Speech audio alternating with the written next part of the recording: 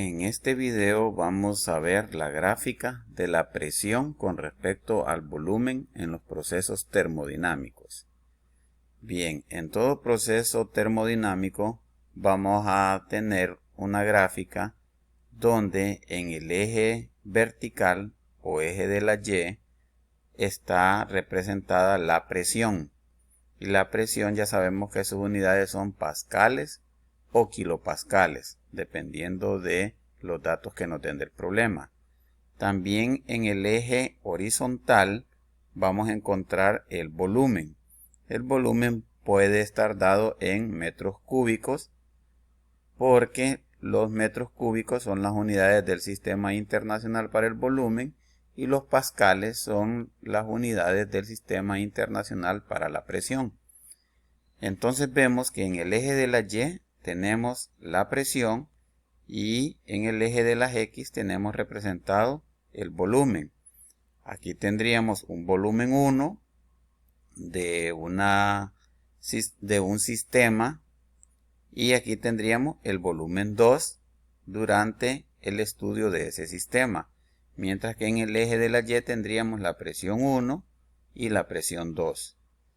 Hay algo muy particular en estas gráficas, que nos aparecen las temperaturas que están representadas con estas líneas azules y en esta forma cóncava. Esto representa la temperatura. Por ejemplo, aquí tendremos la temperatura 1, por ejemplo, que sea la temperatura de inicio en un sistema. Entonces, toda esta línea azul es la temperatura 1 que tiene el sistema. Luego, si agregamos calor, por ejemplo, a un sistema, el sistema lógicamente podría cambiar de temperatura y pasar a una temperatura 2. Entonces tendríamos en este caso la temperatura 2 que estaría representada por esta otra línea azul. Ya sabríamos nosotros que la temperatura 2 es mayor que la temperatura 1. La temperatura puede estar representada en grados centígrados y también se puede representar en grados Kelvin. Va a depender de cómo nos diga el problema. Bien, entonces queremos tener claro que las gráficas de los procesos termodinámicos se representan con la presión con respecto al volumen. O sea, esta es la presión con respecto al volumen. Bien, una vez que sabemos eso, entonces vamos a ver los procesos termodinámicos. ¿Cuáles son los procesos termodinámicos? El primer proceso termodinámico que tenemos es los procesos isocóricos. ¿Qué es un proceso isocórico? Un proceso isocórico es aquel en el que el volumen del sistema permanece constante. Es decir, que no hay cambio de volumen en el sistema. Si ustedes recuerdan los dispositivos que teníamos nosotros, donde aparecía un gas confinado y aquí teníamos un émbolo.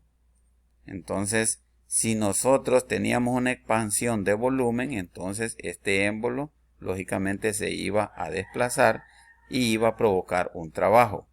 En los procesos isocóricos ocurre que el volumen permanece constante, es decir, que no hay aumento de volumen. Y por lo tanto, al no haber aumento de volumen, pues no va a haber trabajo, porque el trabajo tiene que efectuarse cuando este émbolo se desplaza.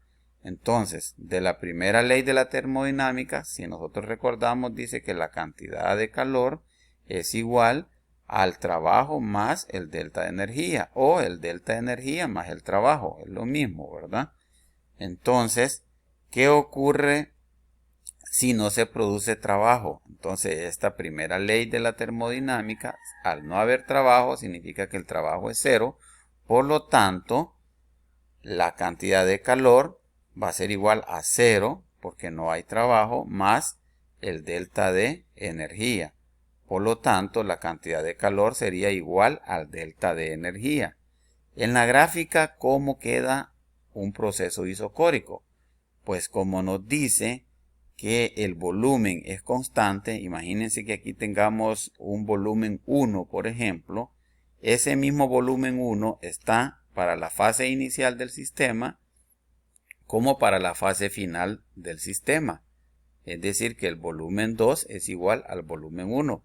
Entonces la gráfica se representa así, en forma vertical y en este caso de abajo hacia arriba. También puede existir de arriba hacia abajo dependiendo del problema.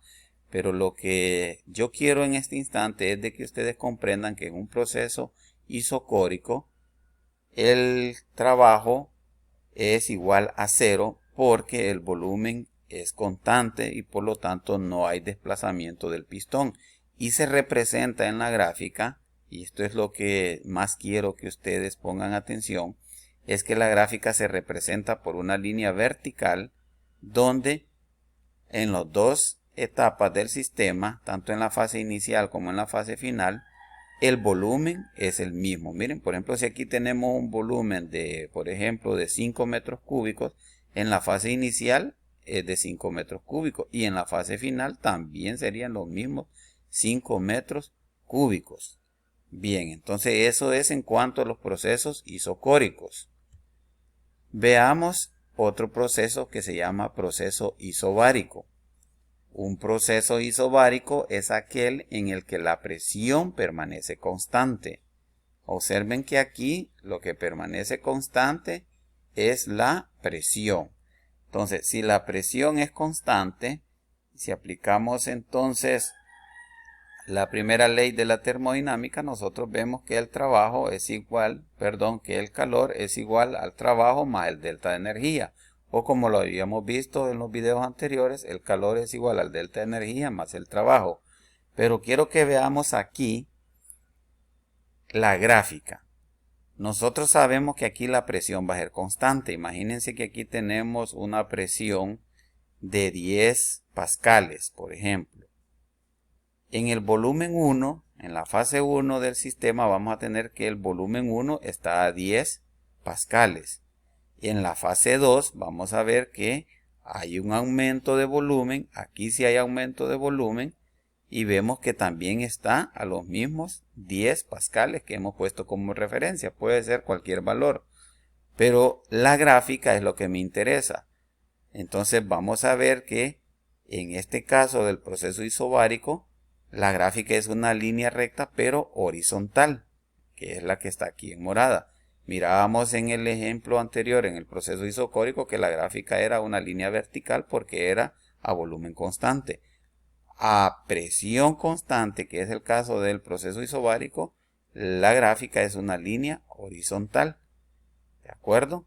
Entonces, ahí tenemos que ir comprendiendo bien cómo se da el caso de las gráficas. Otra cosa que vamos a resaltar es que el área bajo la curva, es decir, el área bajo esta gráfica que tenemos representada de morado, es decir, todo esto que está de amarillo, va a representar el trabajo. En un proceso isobárico sí va a haber trabajo, porque como vemos aquí, en la fase inicial entra calor, hay un volumen 1 y después hay un volumen 2. Es decir, este volumen se expandió. Al expandirse, entonces este pistón se movió, tal y como lo estamos viendo ahí, y por lo tanto se produjo un trabajo. Ese trabajo, ¿cómo lo vamos a calcular? Lo vamos a calcular multiplicando la presión por la diferencia de volumen, es decir, el volumen 2 menos el volumen 1, tal como lo decía la fórmula al inicio. Entonces, para calcular el trabajo en un proceso isobárico, se multiplica la presión por el delta de volumen. Bien, entonces eso es el proceso isobárico. Pasemos hoy al proceso isotérmico. ¿Qué es un proceso isotérmico? Un proceso isotérmico es aquel en el que la temperatura del sistema permanece constante. Aquí es la temperatura la que permanece constante. Bien, entonces de la primera ley de la termodinámica que nos dice que la cantidad de calor es igual al trabajo más el delta de energía, si la temperatura es constante, es decir, que no hay ni aumento ni disminución de temperatura, entonces el delta de energía es 0, porque al no haber calor, entonces el delta de energía va a ser 0. Entonces vemos que el calor es igual al trabajo más 0, por lo tanto el calor es igual al trabajo. Bien, entonces vemos aquí que tenemos un volumen 1, luego se aplica calor y vemos que tenemos un volumen 2. Por lo tanto, hay un desplazamiento del émbolo. Entonces vemos aquí que como no ha habido aumento de temperatura, por lo tanto la energía interna se mantiene igual, la energía interna, pero el volumen sí ha cambiado porque se ha estado agregando lentamente calor sin que el sistema experimente un aumento de temperatura, pero sí un aumento de volumen. En este caso entonces, como no hay cambio de energía interna, el trabajo es igual al calor. Observen cómo queda representada la gráfica. Entonces tenemos un volumen 1, tenemos un volumen 2, tenemos una presión 1, tenemos una presión 2 y vemos que la temperatura, como la temperatura está representada en toda esta gráfica, como les decía al inicio, la temperatura 1 es igual a la temperatura 2 o la temperatura 2 es igual a la temperatura 1.